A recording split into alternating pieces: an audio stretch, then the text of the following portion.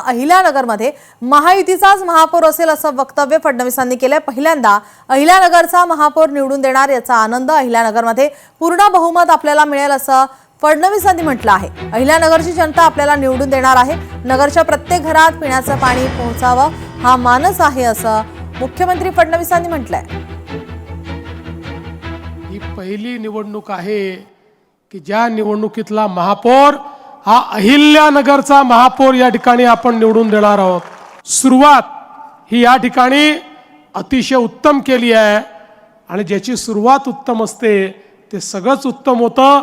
त्यामुळे माझ्या मनामध्ये पूर्ण विश्वास आहे की या महानगरपालिकेमध्ये आपल्या महायुतीचाच महापौर बसेल आणि पूर्ण बहुमत हे आपल्याला या ठिकाणी निश्चितपणे मिळेल। किशोरी पेडणेकर यांच्या अडचणी वाढण्याची शक्यता आहे। किरीट सोमय्यांची निवडणूक आयोगाकडे तक्रार दाखल करण्यात येते। निवडणूक आयोगाच्या कारवाईकडे आता लक्ष असेल। पेडणेकरांनी कोविड कफन घोटाळ्याची माहिती लपवली आहे। SRA घोटाळ्यासंदर्भात दाखल गुन्हाही पेडणेकरांनी लपवलाय। किरीट सोमय्यांचा किशोरी पेडणेकर यांच्यावर आरोप करण्यात आलाय। किशोरी पेडणेकरांनी निवडणूक आयोगाची फसवणूक केली आहे। निवडणूक पत्रामध्ये गुन्हेगारी स्वरूपाची माहिती लपवली असा आरोप किरीट सोमय्या यांच्याकडून करण्यात आलाय। आयोगाची फसवणूक केली आहे। मुंबईकरांना पुन्हा एकदा फसवण्याचा प्रयत्न केला आहे। सर्वोच्च न्यायालय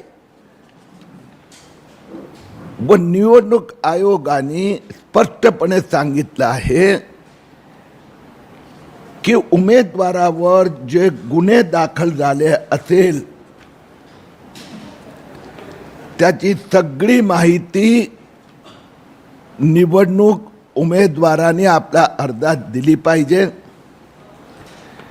किशोरी पेडणेकर यांचं हे निवडणूक उमेदवारी पत्र।